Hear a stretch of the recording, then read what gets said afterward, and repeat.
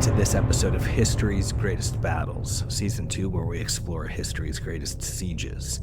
If you know somebody that enjoys this genre of history, please share the podcast with them. In the late 5th century BC, Rome was not yet an empire.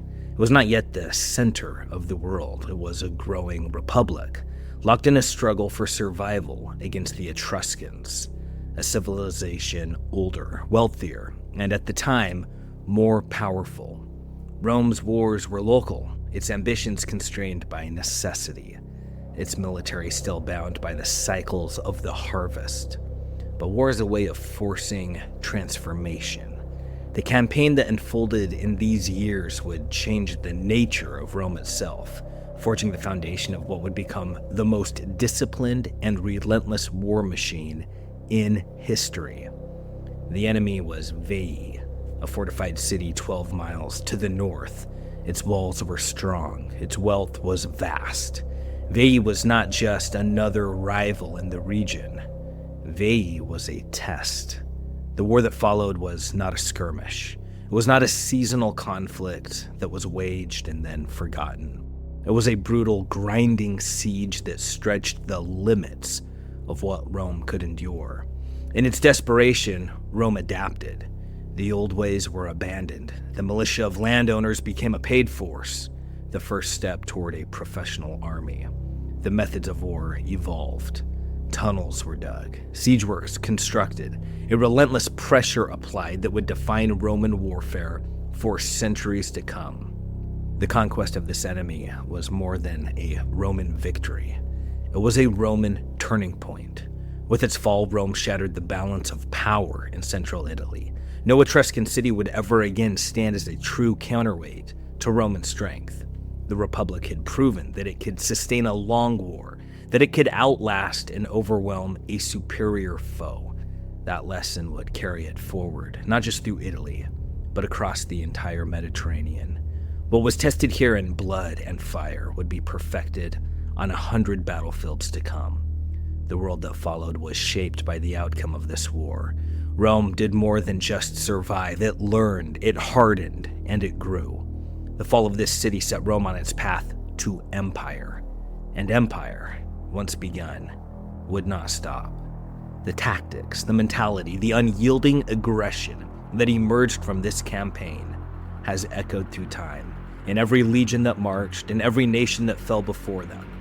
The road to conquest began here. Let's now experience the Siege of Veii. Welcome to History's Greatest Battles, Season 2, Episode 17, The Siege of Veii, sometime between 404 BC and 396 BC. Roman forces, unknown. Veiian forces, unknown. Rome's victory did more than defeat a rival. It annihilated the one power that had stood as its greatest obstacle. With its most formidable enemy wiped from the map, the balance of power in central Italy shifted permanently. No force remained to contain Rome's ambition. The Republic had proven its ability to wage long, brutal war and emerge stronger. From this moment forward, its rise was not a possibility, it was an inevitability. By the end of the 6th century BC, the Etruscan monarchy had crumbled, but its city-states remained strong. None were more dangerous to Rome than Veii, just 12 miles to the north, perched on the western bank of the Tiber. It was rich, fortified, and powerful. Rome and Veii were two wolves circling the same prey, their lands pressed against one another, their ambitions even more so. They competed for control of the Tiber, the artery of central Italy. He who ruled the river dictated trade, controlled access to the wealth of the interior, and commanded the salt that flowed from the harbors of Ostia. There could be no peace. In the 480s BC, the Fabian clan, one of Rome's most formidable bloodlines, planted its flag between the two powers. They built a fortress villa at the confluence of the Tiber and the Cremora, a position that cut like a blade between Rome and Veii. Though the Fabii had ties in both cities, their outpost was an unmistakable challenge to Veiian security. Veii struck back. In 476 BC, the Battle of Cremora shattered the Fabian stronghold. The Veiians did not stop there. They seized control of the river junction and they pressed forward, taking the Ianiculum Hill, a position that loomed over Rome like a vulture awaiting its moment. The Veiians had broken a truce that had stood for nearly 40 years. Rome had no intention of letting such an insult go unanswered. The legions marched on Fidenae, a colony that controlled the river junction and laid siege. For 3 years, the city held. But Roman patience was as relentless as its will. When the walls would not break, they went beneath them. The defenders were caught unaware, and the city fell. Veii had sent out desperate calls for aid. Nobody came. The other Etruscan city-states had not forgotten who had shattered the peace. Veii had chosen war. Now they would stand alone. For decades, Rome and Veii glared at each other across the Tiber, neither trusting the silence. Then, in the closing years of the 5th century, Rome moved. The legions marched. The siege of Veii had begun. Why now? The reasons are uncertain, but Rome had its sights on total victory. The length of the siege remains a matter of debate. Roman tradition claims a 10-year struggle, a deliberate echo of the Trojan War. The truth is likely different. The most credible estimates place it between 406 and 396 BC, though the exact years remain contested. What is certain is that Rome would not leave until Veii lay in ruins. The first Roman commander to take the field was Appius Claudius. In those days, Rome's legions were not yet professional soldiers. They were landowning citizens, called to war by duty, rank determined by wealth and the arms a man could afford. War was seasonal. Campaigns began after the spring planting and ended before the fall harvest. That system had worked well enough in skirmishes, but Veii was a fortress. Veii would not fall in a single summer. The walls of Veii stood defiant. A single summer's campaign simply wasn't enough. Rome had a choice: abandon the siege or change the way it waged war. The Senate made its decision. For the first time, Rome's soldiers would be paid and supplied by the state. The legions, once a militia of farmers, had taken their first step toward becoming a professional army. Veii did not wait to be strangled. Its warriors surged out in a ferocious sally, smashing months of Roman siege works in a single blow. This loss was a humiliation, but more than that, it was a lesson. Rome would not fight this war with part-time soldiers. It needed men who lived and breathed war. 3 years into the siege, Rome's enemies took their chance. 2 Etruscan cities, fearing that they would be next, struck Roman camps. But the Veiians saw only what they wanted to see. They thought Etruria had finally risen in their defense. Their warriors stormed out, ready for a final stand. But the legions stood firm. The battle raged, the air thick with the clash of iron and the cries of the dying. But Rome's greatest enemy that day was not Veii. It was its own arrogance. A bitter feud between 2 Roman commanders turned the tide, and the legions faltered. The army was driven back all the way to Rome itself. Rome did not take defeat lightly. The next year, the legions returned. This time, there would be no infighting, no retreats. They dug in, and for 2 years, they held firm. The siege tightened. Veii's days were numbered. But time was a weapon, and it cut both ways. The winters were brutal. The summers were merciless. Then came the plague. The siege dragged on, and Rome's morale withered. The Senate turned to the gods, offering feasts and sacrifices. But among the patricians, another thought took hold. This was not the work of fate. This was the fault of the commoners, their endless complaints poisoning the war effort. The elections came. The patricians seized control, silencing their critics. One of the men they raised to power was Marcus Furius Camillus, a name that would be spoken in both reverence and terror. He was a warrior, a commander, and above all, a man who understood that Veii would not fall by half measures. The omens should have been good. The gods had been honored, yet in the summer of 398 BC, the waters of the Alban Lake swelled unnaturally high. The people whispered of divine displeasure. Rome sent envoys to Delphi, desperate for answers.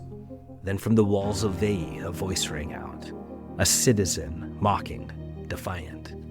Veii would never fall, he declared, not so long as the Alban Lake stood high. Rome didn't wait for fate to decide. A soldier slipped into Veii under the pretense of seeking the old man's wisdom. The so-called prophet was seized, dragged to the Senate, and forced to speak. What he revealed sent shockwaves through the city. The gods had abandoned Veii. Soon after, the messenger returned from Delphi with the same truth. The answer was clear. The Romans would lower the waters of the Alban Lake themselves, and work began immediately.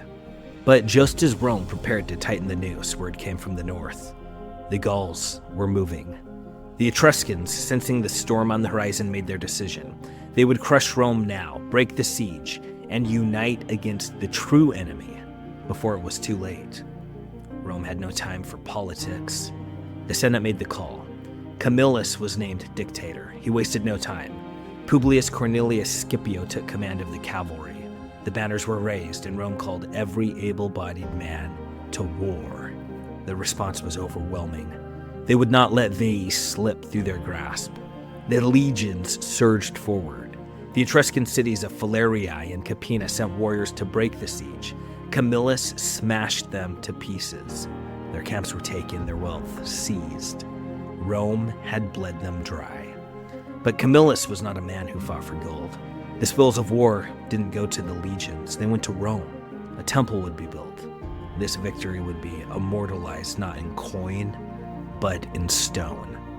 With the Etruscans beaten back, Camillus turned his full attention to Veii. He pulled his men from the walls. Let the defenders believe the worst had passed. In truth, the real work had begun. Below the city, the Romans carved their path to victory. Word spread through the streets of Rome. When Veii fell, the city would be theirs to take. That was all the incentive the people needed. More and more flocked to the siege. The final blow was coming, and they wouldn't be left behind.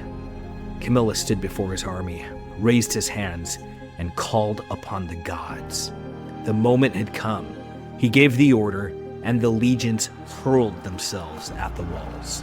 The Veiians had grown complacent, thinking the siege had settled into a war of attrition. But they were wrong.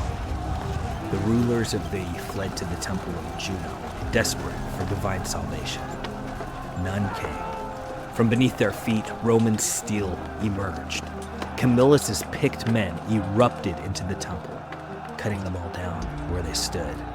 Chaos engulfed the streets as the Romans swept through the city, striking from behind. The gates swung open, the horde outside poured in. Veii belonged to Rome. Camillus stayed his men's hands from the slaughter of women and children, but beyond that, he gave them free rein. The city was gutted. The wealth within its walls was beyond anything Rome had ever seen. But Camillus was a man who understood the gods. Victory bred arrogance. Rome had humbled Veii. Now it had to humble itself. He prayed for a small misfortune, a reminder that mortals should not grow too proud. No sooner had the word left his lips than he stumbled. He rose, dusted himself off, and smiled. The gods had answered swiftly and with mercy.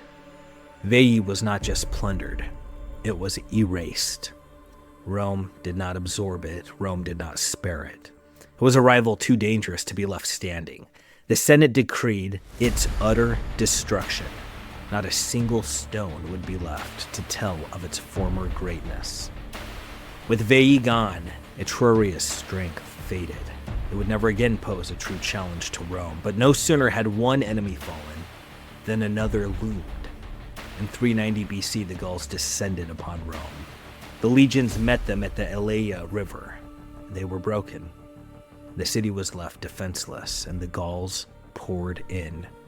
Rome turned once more to Camillus. He returned as a dictator, but this time, Rome did not win with steel.